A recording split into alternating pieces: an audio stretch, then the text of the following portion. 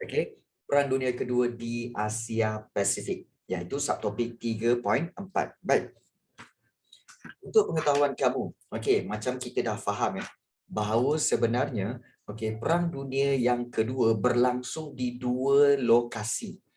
Pertama di Eropah, yang dicetuskan oleh Jerman dan juga Itali. So itu di Eropah. Tetapi yang kedua iaitu berlaku di Asia Pasifik. Okey, apakah maksud Asia Pasifik ni, cikgu? Baik, Asia Pasifik sebenarnya bermaksud kawasan Asia yang berdekatan dengan Lautan Pasifik. So, negara-negara yang berdekatan dengan Lautan Pasifik seperti China, Jepun, Filipina, kemudian Cambodia, Thailand, Malaysia, Indonesia, itu semua adalah negara-negara yang berhampiran Lautan Pasifik. Jadi sebab itu Perang Dunia Kedua, yang lokasi yang satu lagi iaitu di Asia Pasifik dan ia juga dikenali sebagai Perang Pasifik. So, berlaku di Lautan Pasifik, Tanah Besar Asia dan Kepulauan Asia Tenggara. Puncanya, kalau kita tahu bahawa kalau di Eropah kita tahu puncanya adalah yang pertama, iaitu berkaitan dengan munculnya ideologi baru. Itu di Eropah. Munculnya ideologi baru seperti fasisme dan juga nazisme. Dan juga yang kedua iaitu apa? Yang kedua.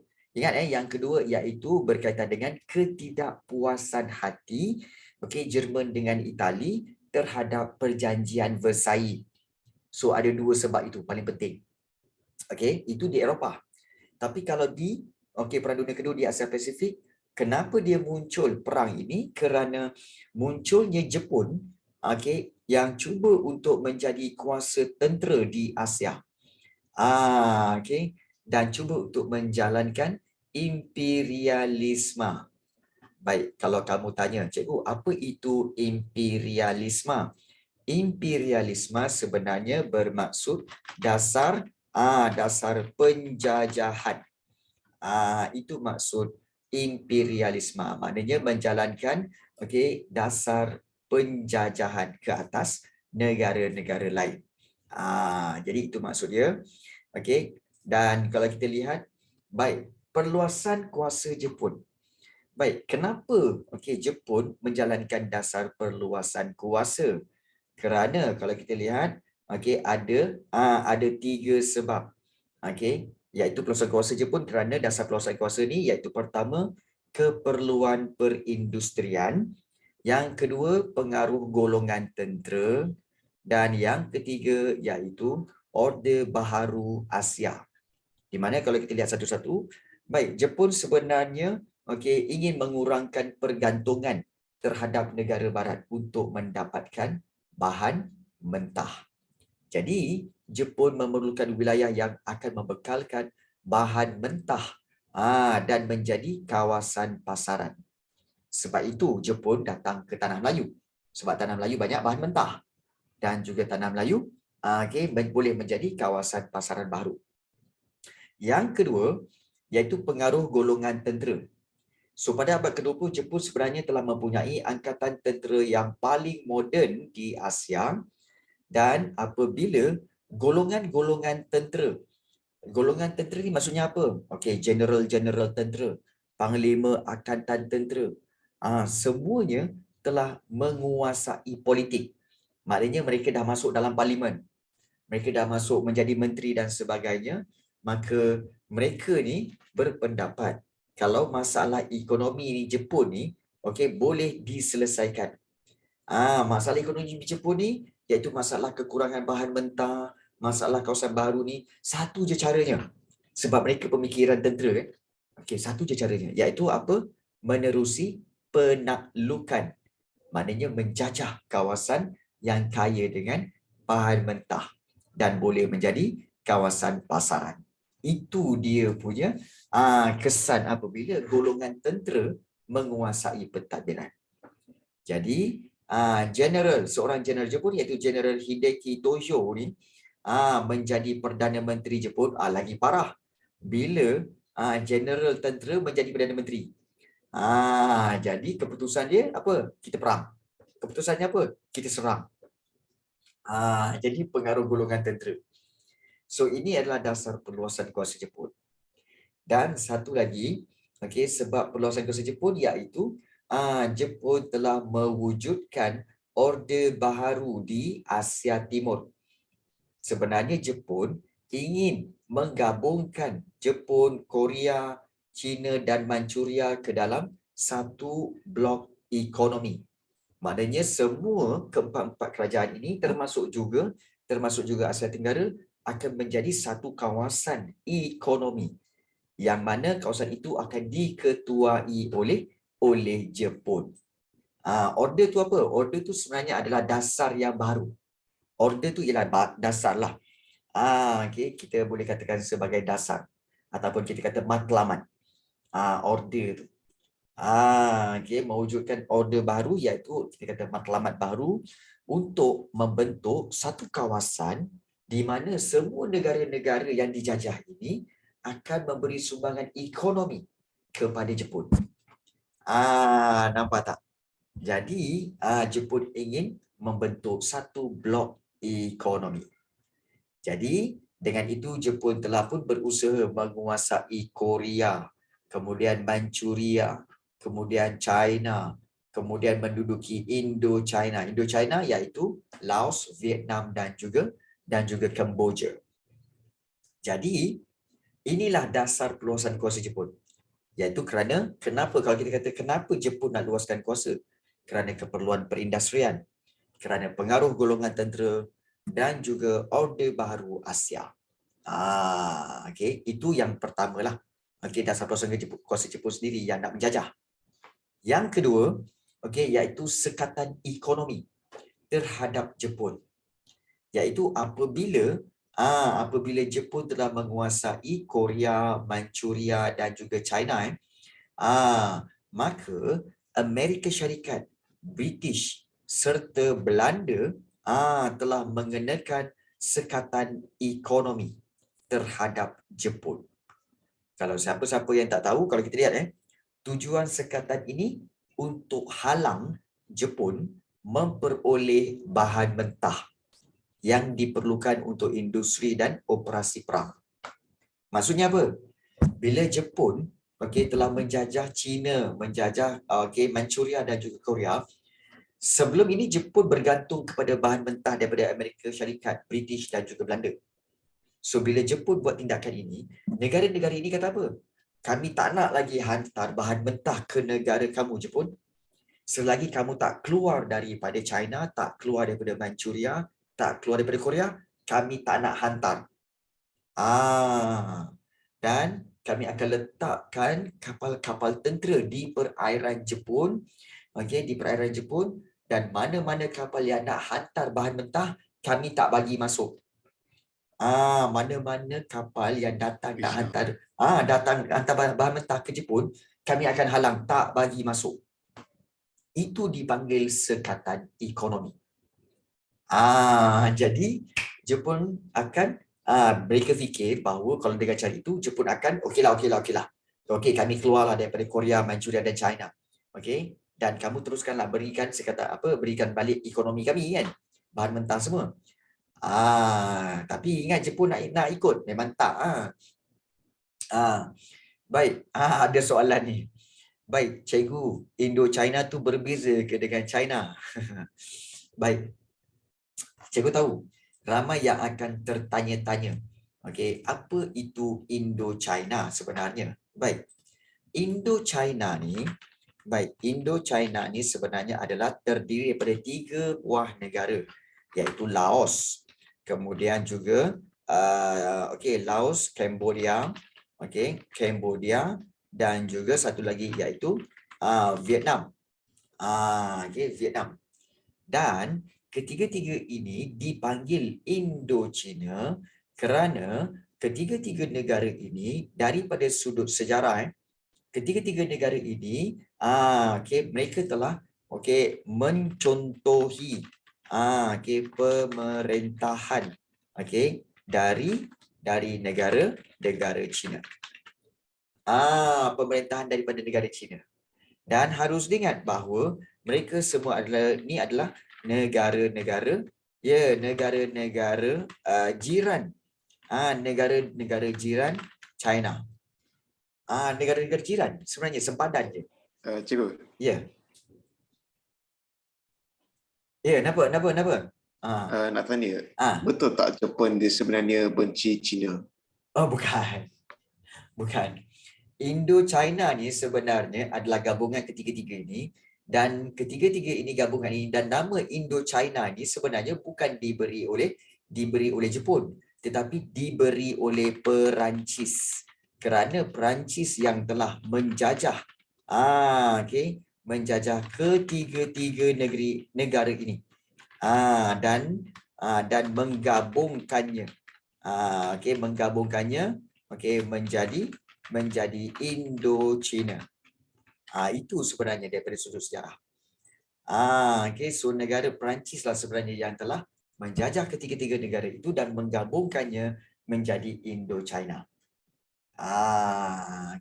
So ini antara dua sebab kalau kita lihat kenapa negara itu dipanggil sebagai negara Indo-China. Boleh faham supaya ini jelas, kekeliruan kamu menjadi jelas, supaya kamu tidak keliru lagi. Boleh. Alright, good. Baik. So kalau kita lihat, itulah dia maksud negara-negara Indo-China. Baik. Kemudian kita tahu sekatan ekonomi tadi, dan yang ketiga iaitu rancangan penaklukan wilayah di selatan, di mana kalau kita lihat Jepun memang dah merancang daripada awal untuk menguasai wilayah di selatan, iaitu merangkumi Asia Tenggara. Kenapa Asia Tenggara? Sebab Asia Tenggara kaya dengan bahan mentah. Dan dari aspek ketenteraan sendiri, Jepun kita tahu sebenarnya dia dalam kuasa paksi bersama dengan Jerman. Jadi, kerajaan Jerman sebenarnya telah menghantar pakarnya ke Jepun untuk mengkaji serangan terhadap wilayah selatan dan membantu perkembangan industri pembuatan kapal terbang Jepun. Maknanya apa? Maknanya teknologi yang Jepun peroleh itu sebenarnya datang daripada negara Jerman. Kerana kedua-dua negara ini adalah dalam satu pakatan, iaitu pakatan kuasa paksi. Jadi, oleh sebab tiga faktor inilah, iaitu berdasar perluasan kuasa Jepun, sekatan ekonomi terhadap Jepun, dan juga rancangan penaklukan wilayah di selatan, inilah tiga punca kenapa Jepun melaksanakan penjajahan di Asia Pasifik. Ya, betul kan? Jadi, bermulanya Perang Dunia Kedua. Kalau kita lihat bermulanya Perang Dunia Kedua, apabila Jepun menyerang. Dan kalau kamu lihat, Jepun sebenarnya menyerang secara serentak di dua tempat, iaitu di Kelantan satu dan juga di Pearl Harbor. Sebenarnya Jepun serang Pearl Harbor dulu. Bertujuan untuk apa? Untuk melumpuhkan armada ataupun tentera-tentera laut Amerika Syarikat. Jadi bila Pearl Harbor telah hancur, maka Jepun pada waktu yang sama sebenarnya dia dah ada dua pasukan yang berpecah. So satu menyerang Pearl Harbor, satu lagi mendarat di tanah Melayu. Dan mereka mendarat di Kelantan. Di Kelantan, iaitu di pantai Sabak. Tak cerita ni Syah. Betul Syah? Pantai Sabak kan? Yang baik. Jadi selepas itu barulah Jepun menyerang Filipina, Hong Kong, dan juga Pulau Guam serta Pulau Waki.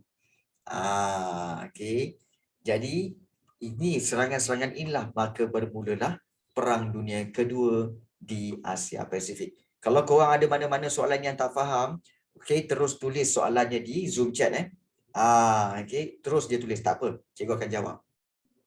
Baik. Dan kemudian 3.5, apakah faktor kedatangan Jepun ke negara kita? Iaitu faktornya adalah yang pertama, iaitu eksploitasi sumber bahan mentah. Maknanya Jepun inginkan bahan mentah untuk keperluan perindustrian. Sebab apa? Sebab pembaharuan Meiji dan operasi ketenteraan Jepun. Maknanya, kita tahu bahawa Jepun ingin menguasai sumber bahan mentah yang ada di tanah Melayu untuk untuk membiayai operasi ketenteraan Jepun. So dengan bahan mentah itu, maka Jepun boleh buat macam-macam senjata. Dan mendapat keuntungan daripada bahan mentah yang ada di Asia Tenggara. Dan satu lagi, dengan bahan mentah itu dapat memajukan ekonomi Jepun seperti mana yang dilakukan untuk pembaharuan Meiji. Kamu tahu tak pembaharuan Meiji itu apa? Kamu tahu tak pembaharuan Meiji itu apa sebenarnya? Tahu tak? Kalau tak tahu, bagi tahu. Kalau tahu dah faham, tak apa, kita proceed. Tak tahu ya? Okey. Baik. Okey. Baik, cikgu terangkan sedikitlah supaya kamu clear. Baik. Pembaharuan Meiji. Okey. Pembaharuan Meiji. Baik, sebenarnya Meiji itu siapa, cikgu? Meiji itu sebenarnya adalah Maharaja Jepun. Maharaja Jepun yang bernama Mikado Meiji. Nama dia Mikado Meiji, Maharaja Jepun. Dan beliau memerintah sekitar pada tahun 1891 sampai lebih kurang tahun 1940, 1940, 44, 45 macam itulah. Baik, itu sekitar pemerintahan dia lah, anggarannya lah, bukan tepat tapi anggarannya. Ini tak penting. Kamu kena faham sajalah. So Mikado Meiji sedar bahawa sebenarnya Jepun sebenarnya telah lama menjadi negara pertanian. Pertanian dan perikanan. Jadi oleh sebab itu, pembaharuan Meiji sebenarnya ingin ubah negara Jepun itu menjadi negara apa? Menjadi negara perindustrian.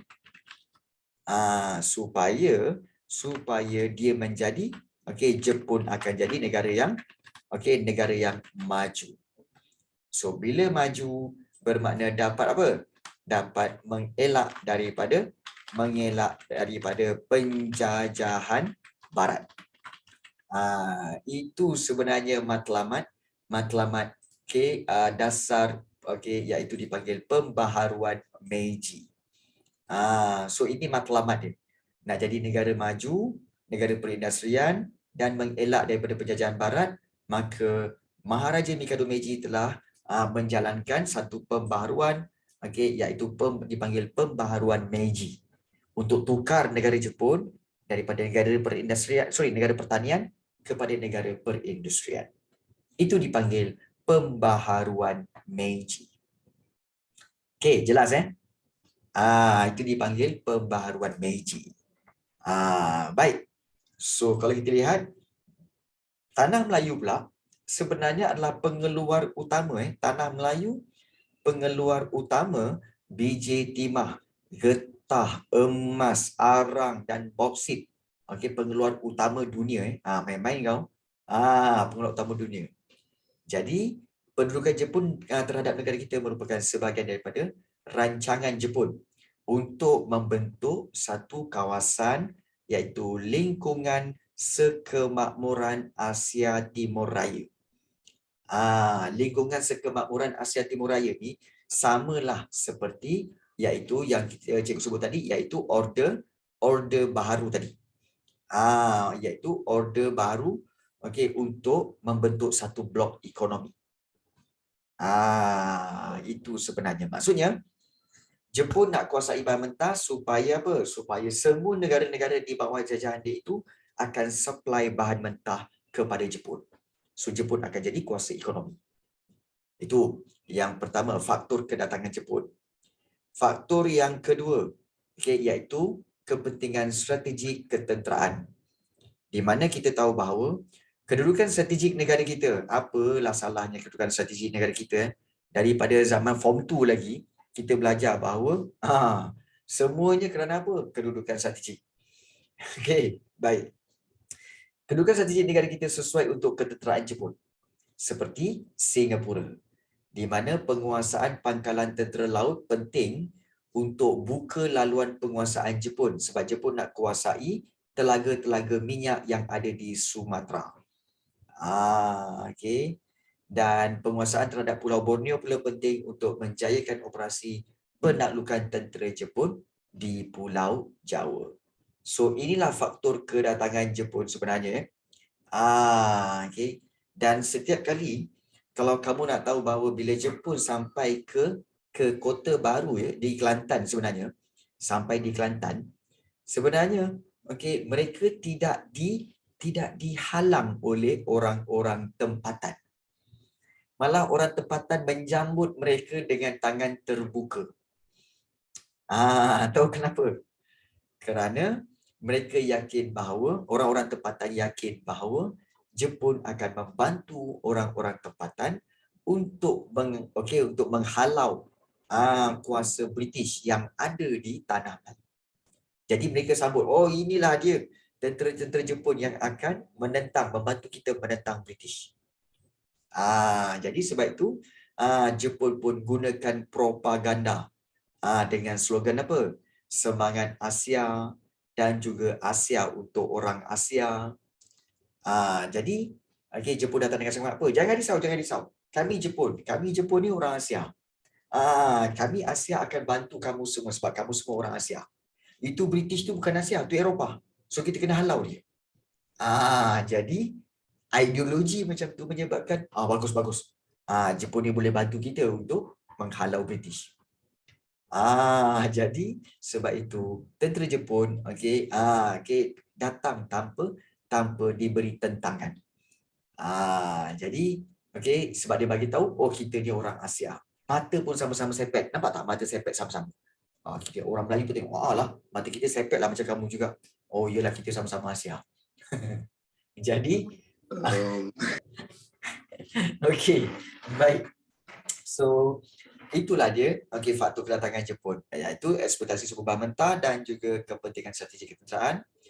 Dan serangan Jepun di tanah Melayu bermula iaitu di Kota Baru, iaitu Pantai Sabak, kemudian Kota Baru serta juga Thailand dan Singgora serta Patani yang bermula pada 8 Disember 1941, dan seluruh tanah Melayu dan Singapura berjaya ditawan pada 15 Februari 1942. Dan serangan yang terakhir di kawasan semenanjung tanah Melayu ini iaitu di Singapura pada 15 Februari. Dan kita tahu bahawa serangan itu sebenarnya berakhir apabila askar yang terakhir di Singapura yang berjuang mempertahankan negara daripada penjajahan Jepun mati. Siapa dia? Lieutenant Adnan. So kalau kamu baca buku novel Lieutenant Adnan tu, sebenarnya dia berkait rapat dengan serangan Jepun terhadap tanah Melayu ketika penaklukan Jepun. So inilah dia. Baik, so ada kaitan lah kamu belajar Lieutenant Adnan tu. Ada kaitan ya. Baik. Kemudian kita lihat bila Jepun dah kuasai seluruh tanah Melayu dan juga Sabah Sarawak, ada perang semut kan? Perang semut ada, tapi itu berlaku di Sarawak. Berlaku di Sarawak. Baik. Bila Jepun menguasai tanah Melayu, maka Jepun telah mengenakan dasar pendudukan. Iaitu memperkenalkan, ingat Jepun memerintah tanah Melayu dengan sistem pemerintahan tentera. Bukan demokrasi, bukan aristokrasi, bukannya komunis, bukan. Tapi pemerintahan tentera. Pemerintahan tentera Jadi kalau kita lihat, sebab itu dasar pentadbiran dia adalah dasar pentadbiran tentera Jepun. Dia sebenarnya pentadbiran dalam bentuk tentera. Iaitu pentadbiran akan dikuasai oleh general-general tentera, kemudian dibantu oleh sarjan-sarjan, kapten-kapten tentera semua. So itu dipanggil pentadbiran tentera. Dan pada peringkat awal, Tanah Melayu ingin digabungkan dengan Sumatera menjadi satu pentadbiran. Okey, namun begitu akhirnya Tanah Melayu dan Sumatera ditadbir secara berasingan. Okey, baik.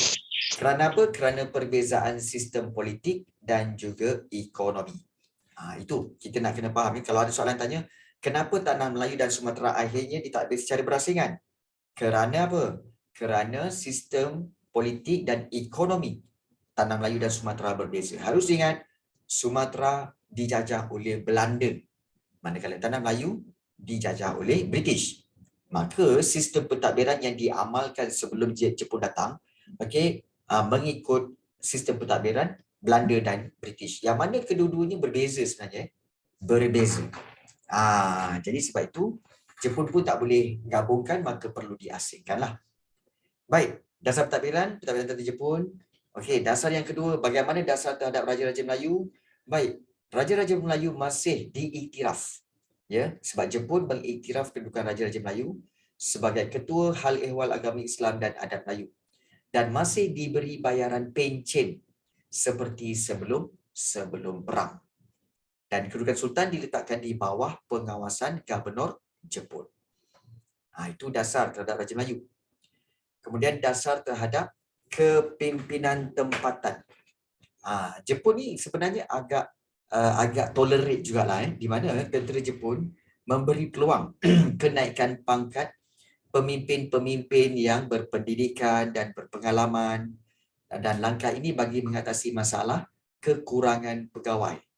Selain daripada itu, Jepun juga ingin mendapatkan sokongan penduduk tempatan. Malah, tentera Jepun telah menubuhkan satu institut latihan pemimpin-pemimpin muda. Dan institut itu dipanggil sebagai Koa Korenjo. Ingat nama ni, Koa Korenjo. Apa itu Koa Korenjo? Iaitu institut ataupun pusat latihan bagi melatih pemimpin-pemimpin muda dalam pentadbiran Jepun. So itu dipanggil Koa Korenjo. Baik. So kalau kita lihat di sini, dasar pentadbiran tentera Jepun, dasar terhadap Raja Melayu, dasar terhadap kepimpinan tempatan, itu dari segi dasar pentadbiran. Bagaimana dengan dasar ekonomi? Baik, ekonomi. Jepun telah melaksanakan sistem ekonomi kawalan. Kawalan di mana ini untuk mengatasi masalah kemelesetan ekonomi. Apa itu kemelesetan ekonomi, cikgu? Iaitu duit, bukan duit banyak, barang sedikit.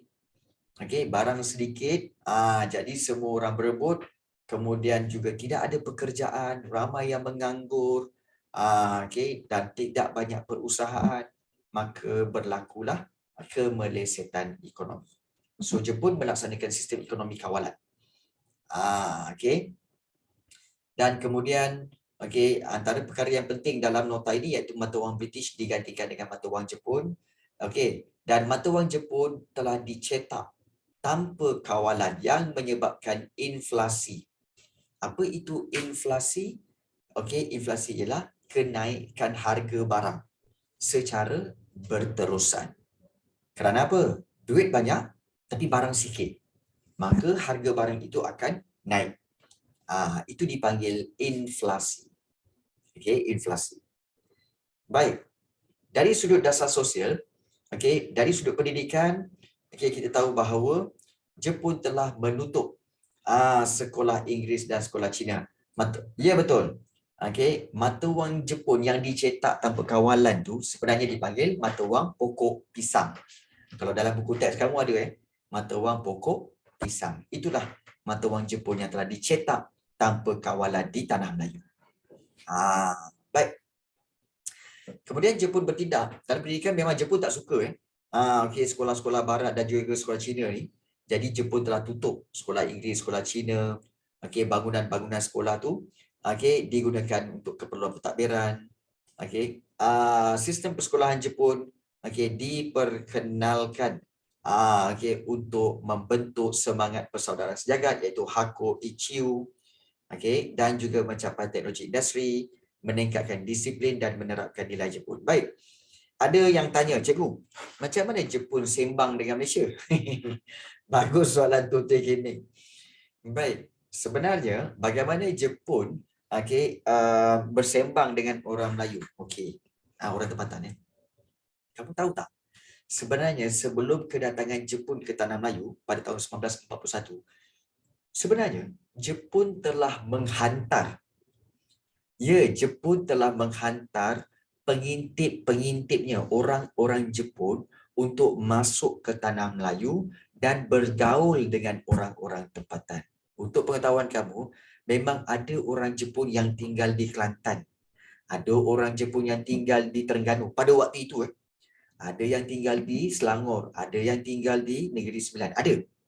Dan mereka telah pun belajar bahasa, belajar budaya. Ada orang Jepun ni sampai tahu tau bagaimana nak pakai baju Melayu, pakai sampin, kemudian pakai songkok. Tapi memang dia Jepun. Dan mereka datang sini, mereka buka kedai runcit, mereka buka kedai potong rumput pula. Potong rumput begini, kalau begini potong rambut lah. Potong rambut, kedai potong rambut. Kan? Kedai gunting rambut semua. Jadi sebenarnya diorang dah spy, mereka dah kumpulkan maklumat, dan mereka hantar ke Jepun. Jadi bila Jepun sampai sini, mereka lah yang jadi juru bahasanya. Mereka inilah yang jadi juru bahasanya. Bila Jepun cakap, dia pun cakap dengan orang Melayu. Bila orang Melayu cakap, dia pula cakap kepada tentera Jepun ataupun jeneral Jepun. So memang dah ada spy. Awal lagi, bukan setahun tau. Ada yang sampai dah 5 tahun duduk di Terengganu, kemudian barulah Jepun datang. Bayangkan berapa lama dia orang dah spy. Nampak tak? So Jepun memang kita kata sebagai diorang telah buat plan yang sangat-sangat hebat lah. Sangat terperinci. Ya. Baik. So dari segi pendidikan, sekolah Cina, sekolah Inggeris tutup. Kemudian buka sekolah Jepun. Dan bagaimana sikap Jepun terhadap agama? Bagi mengurangkan kegiatan perentangan, tentera Jepun menghormati agama Islam dan adat Melayu, dan Jepun ni bagus, tidak campur tangan dalam adat Islam tempatan, tak campur. Apa-apa hal itu urusan agama dan adat istiadat masing-masing. So itu sikap Jepun terhadap pendidikan dan juga terhadap agama. Kemudian kalau kita lihat daripada sini, semasa tentera Jepun mentadbir, kita tahu bahawa tentera Jepun telah memperkenalkan Ordinan Kawalan Barangan dan bahan-bahan penting untuk mengawal bekalan barangan akibat kekurangan makanan. Semasa Jepun tinggal di Tanah Melayu, memerintah Tanah Melayu, makanan memang kurang. Jadi makanan akan dicatu, iaitu catuan makanan. Di mana ada limit bagi setiap keluarga, ada had dia untuk ambil beras ataupun garam ataupun gula. Nampak susahnya tu. Macam mana Jepun kalah lawan US? Jepun disiplin tapi US kaki rempus semua benda. Baik. Soalan yang baik. Masalahnya macam mana Jepun kalah lawan US? Kita tahu. Walaupun mungkin Jepun tu kita kata sebagai lebih berdisiplin. Tapi Amerika Syarikat mempunyai teknologi yang lebih tinggi. Di mana sebenarnya Amerika telah pun mengetahui berkaitan dengan bom atom tu, iaitu menggunakan bahan radioaktif tu. Kalau tak silap cikgu, beberapa bulan sebelum dijadikan bom dan sebelum digugurkan di Hiroshima dan Nagasaki. So bila mereka dapat je teknologi radioaktif tu, mereka terus buat bom. Jadi so dari segi teknologi memang US ke depan lah berbanding tentera Jepun. Jadi tentera Jepun, kalau dalam kes penghasilan makanan ni, Jepun menggalakkan penduduknya menanam bahan makanan sendiri melalui kempen tambah lebih banyak makanan untuk mencukupkan makanan dalam negeri. Bagaimana layanan terhadap penduduk? Layanan terhadap penduduk kita kena tengok daripada 3 kaum yang utama di negara kita. Baik, layanan baik kepada siapa? Orang Melayu serta peribumi-peribumi yang lain. kenapa Jepun berbaik dengan orang-orang Melayu dan juga pribumi lain untuk mendapatkan sokongan masyarakat pribumi. Supaya orang Melayu memberi sokongan kepada pentadbiran Jepun.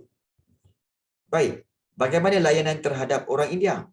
Juga, layanan terhadap orang India juga baik. Kerana apa? Kerana kita tahu bahawa layanan bertujuan untuk apa? Untuk mendapatkan kerjasama orang India dalam rancangan tentera Jepun untuk menguasai negara India. Okey. Yang ini cikgu sebenarnya suka untuk bagi kamu maklumkan pada kamu semua. Sebenarnya sikap Jepun iaitu suka untuk orang kata apa? Kita kata membuat cita-cita yang tinggi ni.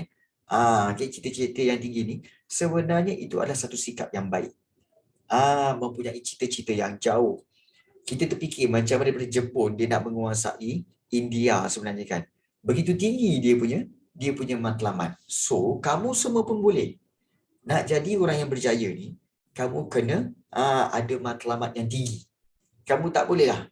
Alah, lepas SPM nanti sekarang aku masuk kolej biasa-biasa, kemudian nanti aku kerja lah. No, dia tak boleh macam tu. Dia kena ada apa? Kena ada cita-cita yang tinggi.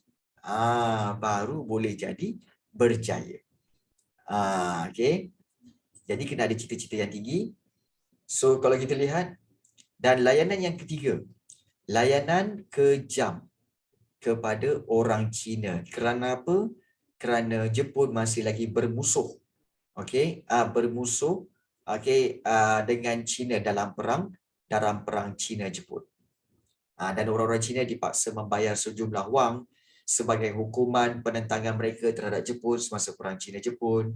Dan bukti kekejaman tentera Jepun adalah pembinaan landasan kereta api maut, di mana orang Melayu, orang Cina, orang India semua dipaksa menjadi buruh, iaitu menjadi pekerja dalam membina landasan itu. Landasan kereta api maut ni maknanya landasan kereta api daripada Myanmar, daripada Thailand sebenarnya sambung ke Myanmar dan sampai ke Bangladesh, dan mereka nak sambung sampai ke India. Jauh tu, lebih kurang 700 km. 700 km. Dan ramai yang terkorban. Ramai yang mati akibat kerja berat, kekurangan makanan dan pelbagai jenis penyakit serta suasana yang buruk. Baik. Kemudian 3.7, perjuangan rakyat menentang perburukan Jepun. Bagaimana rakyat tempatan menentang Jepun? Iaitu ada Regimen Askar Melayu. Benteng Pertahanan Tanah Air. Di mana kita tahu bahawa Regimen Askar Melayu inilah yang sebenarnya batalion kedua inilah yang terlibat menentang tentera Jepun di Kelantan, dan pasukan tentera British membantu mereka. Dan di sinilah Regimen Askar Melayu yang mana adanya Lieutenant Adnan. Adanya Lieutenant Adnan. So Regimen Askar Melayu yang menentang. Yang kedua, MPAJA. MPAJA ingat bukan Majlis Perbandaran Ampang Jaya, bukan. MPAJA sebenarnya Malayan People's Anti-Japanese Army. Jadi kalau kita lihat, MPAJA sebenarnya ditubuhkan oleh PKM, Parti Komunis Malaya. Yang menubuhkan dipanggil pasukan gerila, dipanggil MPAJA, dan mereka semua diberi latihan di sekolah latihan khas di Singapura. Untuk kerja apa? Untuk sabotaj dan perang gerila terhadap Jepun. Dan MPAJA dihantar ke Tanah Melayu untuk membentuk pasukan gerila yang menjadi asas pembentukan 8 regimen MPAJA yang lain. So, perjuangan rakyat pertama daripada Regimen Askar Melayu, yang kedua MPAJA, yang ketiga kerjasama MPAJA dan juga Force 136. Di mana kita tahu bahawa MPAJA akan memperoleh bantuan senjata, ubat-ubatan, keuangan dan latihan ketenteraan daripada siapa? Tentera British. Sebab Force 136 adalah ditubuhkan oleh British untuk menentang Jepun. Dan kemudian kalau kita lihat kerjasama Parti Kuomintang, iaitu salah satu parti komunis dan juga MPAJA untuk menentang tentera-tentera Jepun. Dan mereka telah menubuhkan tentera bintang 1 di sini iaitu Overseas Chinese Anti-Japanese Army, dan mereka bersetuju bekerjasama dengan MPAJA atau PKM menentang tentera Jepun. Okey. So, bagaimana rakyat menentang pendudukan Jepun? Regimen Askar Melayu, MPAJA, kerjasama MPAJA dan Force 136 serta kerjasama Parti Kuomintang dan MPAJA. Selain daripada itu, Force 136 telah ditubuhkan oleh British. Okey. Yang mana tujuannya adalah untuk mendapatkan sokongan orang Melayu serta menubuhkan pasukan gerila anti-Jepun, iaitu pasukan kecil-kecil yang bertujuan untuk menyerang Jepun, menyerang tentera Jepun. So ada 3 di sini, iaitu Force 136 Ulu Perak dipanggil Askar Melayu Setia, Force 136 Pahang iaitu Wataniah Pahang, dan juga Force 136 Kedah dipanggil Gerila Melayu Kedah. Jadi dah ada pasukan-pasukan Force 136 di Tanah Melayu. Okey. Dan itu tadi penentangan rakyat penentangan perjuangan rakyat. Dan juga ada penentangan secara individu iaitu daripada Gurcharan Singh. Okey, kalau kamu lihat iaitu Gurcharan Singh dan juga Sibyl Karthigasu. Di mana kita tahu Gurcharan Singh ni telah menyebarkan risalah dan propaganda. Menggunakan nama samaran Lion of Malaya untuk memberitahu penduduk tentang fakta sebenar perang dan pendudukan tentera Jepun, mendalangi sabotaj, maknanya merancang sabotaj terhadap landasan kereta api yang menjejaskan pengangkutan tentera Jepun. Namun beliau telah ditangkap oleh Kempeitai. Beliau telah berjaya melarikan diri ke Burma sehingga perang tamat. Gurcharan Singh. Tapi Sibyl Karthigasu, seorang perempuan, dia adalah jururawat. Beliau telah membantu mangsa perang dan mangsa gerila anti-Jepun di Perak, dan beliau telah menyembunyikan radio dan berkongsi maklumat yang diperolehi daripada siaran radio British dengan gerila anti-Jepun, dan akibatnya kegiatan mereka telah ditangkap. Dan Sibyl Karthigasu sebenarnya telah dibebaskan apabila tentera Jepun menyerah kalah. Sebenarnya semasa dia ditangkap ini, suaminya telah diseksa sehingga mati oleh tentera Jepun. Sibyl Karthigasu. Kesian dia sebenarnya. Baik. Kemudian, bagaimana gerakan anti-Jepun di Sarawak dan Sabah? Kalau anti-Jepun di Sarawak dan Sabah, ini dah dipanggil Operasi Semut. Iaitu operasi yang dijalankan oleh unit khas Australia, di mana mereka mengumpulkan risikan dan melatih orang tempatan untuk melancarkan perang gerila melawan Jepun di Sarawak. Dan kalau kita lihat anggota pasukan ini terdiri daripada pasukan-pasukan tentera bersekutu daripada Australia, British dan New Zealand, dan mereka telah merekrut atau melatih tentera-tentera tempatan yang terdiri daripada orang-orang Kayan, Kenyah, Kelabit dan juga Murut. Dan mereka inilah dipanggil gerila semut atau tentera-tentera semut. So itu di Sarawak. Kalau di Sabah, lagi haru, iaitu pemberontakan Jesselton. Kita tahu Jesselton ni sebenarnya adalah Kota Kinabalu. Nama asal bagi Kota Kinabalu adalah Jesselton. Dan Jesselton dikenali juga sebagai pemberontakan Double Ten yang telah diketuai oleh Albert Kwok. Dan beliau ni memang agresif. Iaitu mereka juga dipanggil sebagai gerila Kinabalu. Kumpulan diorang dipanggil gerila Kinabalu, dan yang diketuai oleh Albert Kwok. Mereka telah melancarkan serangan terhadap pejabat pentadbiran Jepun, Balai Polis Jepun, kemudahan-kemudahan tentera diraja Jepun, membunuh tentera-tentera Jepun di Jesselton, Kota Belud. Jadi ini menyebabkan Jepun menyerang balas, dan perkampungan di pesisir pantai itu diserang dan dibom. Bayangkanlah, diserang dan dibom oleh tentera Jepun terhadap kawasan tepi pantai iaitu kawasan nelayan. Habis semua nelayan mati. Kemudian ada penduduk kampung tu semua ditangkap dan disoal siasat dan diseksa sehingga mati. Sebab dia soal siasat. Mana pergi ketua? Ketua pemimpin-pemimpin dan anggota pemberontak Double Ten ni. Iaitu gerila Kinabalu ni. Kalau tak dapat jawab, akan dibunuh seorang demi seorang. Jadi akhirnya oleh kerana Albert Kwok rasa bertanggungjawab, maka Albert Kwok telah menyerah diri. Dengan harapan dapatlah menamatkan, dengan tujuan untuk menamatkan serangan balas tentera Jepun lah terhadap orang awam. Namun begitu, beliau dan 175 orang lain telah dihukum bunuh di Petagas, iaitu di kawasan Sabah. Nampak tak? Jepun dia memang kalau menentang dia, silat-silat hiburan lah.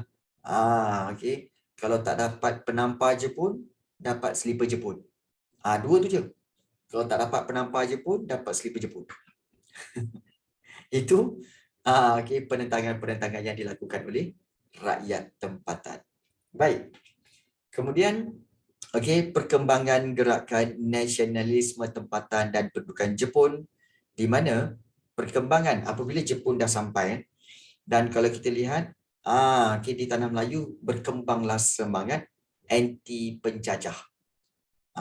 Di mana kalau kita lihat, okay, slogan ini kalau kita lihat KMM, okay, telah bekerjasama dengan Jepun, iaitu Kesatuan Melayu Malaya. Telah bekerjasama dengan Jepun, berharap, okay, ingat berharap Jepun akan memberikan kemerdekaan kepada tanah Melayu. Namun, okay, apabila kita tahu bahawa apabila dah dapat tanah Melayu, rupa-rupanya okay, tanah Melayu telah dijajah oleh Jepun pula. Jadi, kejayaan tentera Jepun mengalahkan British, menyedarkan orang tempatan bahawa orang Asia juga mampu untuk mengalahkan orang Eropah yang dianggap sebagai kuasa besar. So, berkembanglah semangat anti penjajah. Itu. Lalu, berlakulah perjuangan menuntut kemerdekaan dalam kalangan orang Melayu. Ini perjuangan menuntut kemerdekaan, okay, dalam kalangan orang Melayu. Okay. So, kalau kita lihat, langkah awal tentera Jepun bangkitkan nasionalisme adalah apabila apabila mereka membebaskan ahli KMM tadi, dan tentera Jepun telah memberikan ruang kepada kegiatan politik KMM, iaitu Kesatuan Melayu Malaya. Kerana Jepun fikir perlukan sokongan masyarakat tempatan lah. Namun akhirnya tentera Jepun membubarkan KMM. Kerana tindakan pemimpinnya menuntut kemerdekaan daripada Jepun. Jadi kat sini barulah sedar pemimpin KMM sedar bahawa Jepun tidak akan memberikan kemerdekaan kepada tanah Melayu. Jadi dengan itu perjuangan perlu diteruskan, okay, namun menggunakan taktik dan strategi yang baharu. Di mana mereka menggunakan apa tahu? Kalau kita lihat, okay, anggota KMM dalam organisasi ketenteraan ditubuhkan, tentera Jepun, Gyugun dan Gyutai menyertai gerakan tanah bawah tanah menentang Jepun. Okay, sebenarnya mereka menyertai gerakan bawah tanah, okay, menentang Jepun. Tapi pada masa yang sama, bekerjasama dengan pentadbiran tentera Jepun.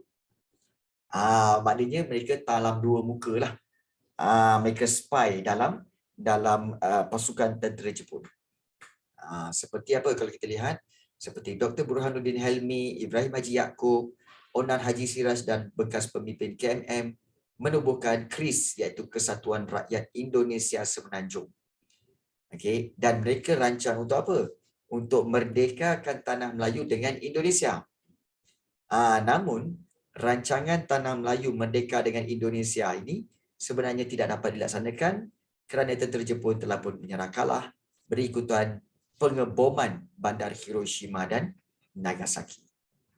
So, inilah perjuangan menuntut kemerdekaan sewaktu penjajahan Jepun, di mana orang-orang Melayu ingin bergabung dengan Indonesia membentuk Melayu Raya. Ia membentuk Melayu Raya. Namun tak sempat buat. Sebab Jepun menyerah kalah dan berikutan dengan pengeboman bandar Hiroshima dan Nagasaki. Jadi kalau kita lihat, Begitu juga dengan di Sarawak dan Sabah, di mana kegiatan penduduk Sarawak dikawal melalui persatuan-persatuan yang ditaja oleh tentera Jepun. Okay. Contohnya persatuan Cina digabungkan menjadi Kakyo Kokokai. Itu dia. Kakyo Kokokai.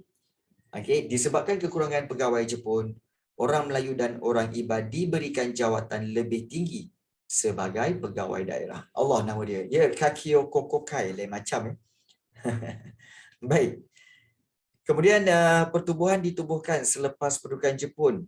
Okey, adalah seperti PKML, Kakio Koko Crunch pun boleh, Kakio Koko Crunch pun boleh. Boleh, tak ada masalah.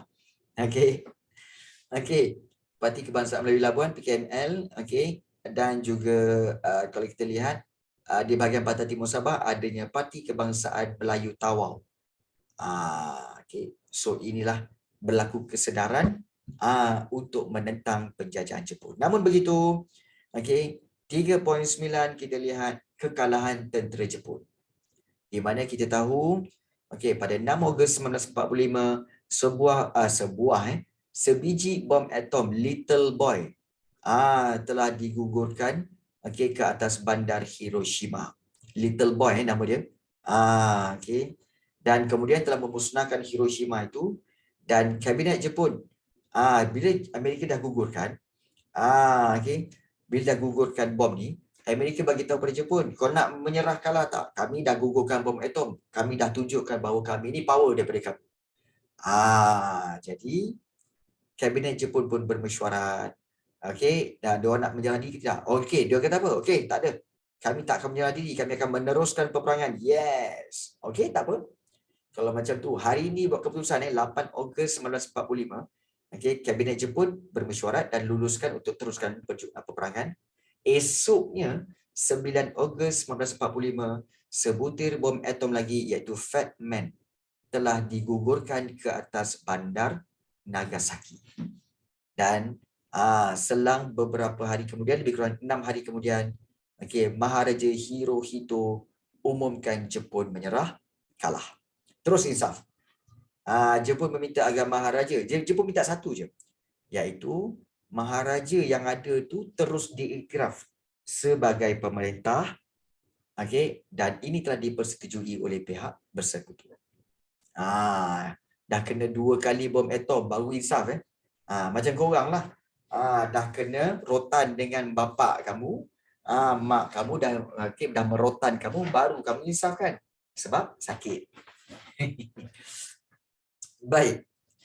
Dan selepas Jepun menyerah kalah, kalau kita lihat Lord Mountbatten, iaitu pemerintah tertinggi tentera bersekutu, merancang untuk mendarat tanah Melayu semula, namun beliau tidak dibenarkan berbuat demikian sehingga selesai upacara penyerahan rasmi oleh pemerintah tentera Jepun. Dan bila Jepun dah kalah, maka tentera British kembali ke tanah Melayu pada 3 September 1945. Tak tahu malu punya British, kan? Masa Jepun datang, kau lari. Bila Jepun dah kalah, baru kau datang sini, kan? Jadi, itulah yang berlaku. Okay? Dan ini adalah senarai kronologi penyerahan kalah tentera Jepun lah. Okey, selepas kekalahan Jepun, apa yang berlaku? Kita tahu bahawa Jepun kalah pada 15 Ogos. Dan menyerah kalah. Dan British sampai pada 3 hari bulan September. So ada gap between 15 Ogos tu sampailah ke 3 September. Jadi gap itu menyebabkan tidak ada orang yang memerintah di negara kita. Jepun dah kalah. British tak sampai-sampai lagi. Jadi pada waktu itulah kita tahu bahawa kelewatan tentera British untuk sampai ke tanah Melayu menyebabkan kekosongan kuasa politik. Lalu Bintang 3 PKM melalui MPAJA mengambil kesempatan ambil alih penguasaan tanah Melayu. Selama berapa lama? 14 hari. Di mana Bintang 3 telah menguasai bandar, masuk ke balai polis. Tak ada orang. Jepun dah balik. Masuk pejabat pentadbiran kerajaan yang ditinggalkan oleh tentera Jepun. Dan diorang buat apa? Bintang 3 telah jalankan undang-undang sendiri. Di mana menggunakan sebuah mahkamah yang dikendalikan oleh komunis untuk apa? Untuk menjatuhkan hukuman mati terhadap sesiapa yang pernah bekerja sama dengan Jepun, terutama sekali orang Melayu. Malah bintang 3 telah menyeksa, membunuh anggota polis, askar, pegawai daerah dan pasukan sukarelawan Melayu yang dianggap sebagai perbuatan ini melampau sebenarnya dan telah mencabar kesabaran orang Melayu. Dan bintang 3 telah menguasai tanah Melayu selama lebih kurang 14 hari saja. 14 hari lebih kurang, cuti sekolah 2 minggu.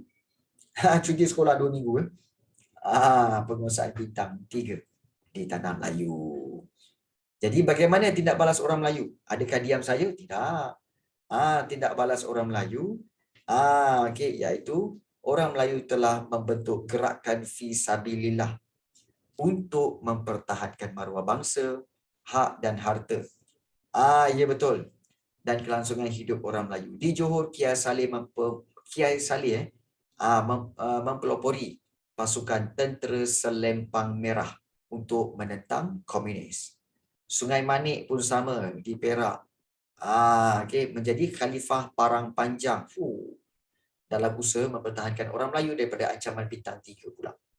Ini senarai negeri-negeri yang dan lokasi-lokasi yang berlakunya penentangan orang Melayu terhadap bintang 3. Dan akhirnya kalau kita lihat semua ini berakhir apabila kompromi dan usaha perundingan dilakukan, iaitu Datuk Onn Jaafar. Usaha Datuk Onn Jaafar menamatkan kekacauan, iaitu dengan Datuk Onn Jaafar telah atur perundingan antara Kiai Saleh tadi dan pemimpin Melayu serta ketua bintang 3. Jadi akhirnya dengan usaha Datuk Onn Jaafar berjayalah pujuk Kiai Saleh untuk bebaskan orang Cina yang ditahan di Balik Raja, manakala bintang 3 pula menamatkan penguasaan mereka di Balai Polis Batu Pahat. Kompromi. Dan Raja-Raja Melayu memainkan peranan penting juga, iaitu seperti Sultan Pahang mengingatkan agar tidak berlaku pergaduhan antara orang Melayu dengan orang Cina. Dan Sultan Perak pun sama juga. Adakan lawatan supaya memastikan tidak berlaku pergaduhan antara orang Melayu dengan orang Cina. Kenapa orang Melayu dengan orang Cina bergaduh, cikgu? Sebab pada waktu itu, orang Melayu melihat orang Cina, ini bintang 3. Ini bintang 3. Ini tak boleh kasih car ni. Jadi kita kena pukul dia. Kita kena serang dia. Sebab 99% anggota bintang 3 adalah kaum Cina. Jadi sebab itu berlaku penentangan. Hubungan orang Cina dengan orang Melayu menjadi renggang dan bermusuhan. PKM-nya hal ni. Kan? Baik. Dan Sarawak selepas Jepun menyerah kalah, ketegangan kaum juga berlaku di Kanoin. Permusuhan berlaku antara bekas gerila peribumi yang dilatih oleh SRD dengan orang Cina yang bersubahat dengan tentera Jepun. Ada juga di Kuching, campur tangan segera tentera Australia mengenakan perintah berkurung berjaya menghalang pertumpahan darah antara kaum. Memang waktu itu tegang. Hubungan kaum tu agak tegang. Akibat daripada siapa? Bintang 3. Jadi dengan itu kita telah menamatkan sesi kita go through sama-sama berkaitan dengan bab yang ketiga sejarah tingkatan 4, iaitu konflik dunia dan pendudukan Jepun di tanah Melayu. Baik. Ada soalan nak tanya? Ya.